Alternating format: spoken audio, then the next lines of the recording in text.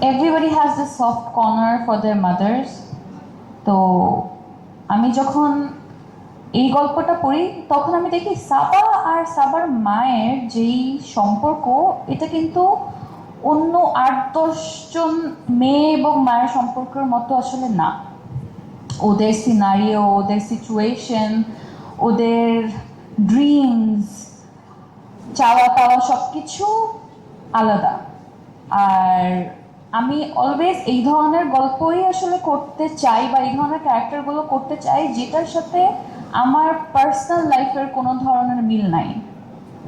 তো আমি যখন প্রিয় মালতী করি, it was like 180 degrees different from me. আমি যখন সাবা করি, again very different from me. So আমি আসলে কখনোই চাই না বড় পর্দায় আসলে মানুষ এসে, অডিয়েন্স এসে মেহজাবিনকে দেখবে।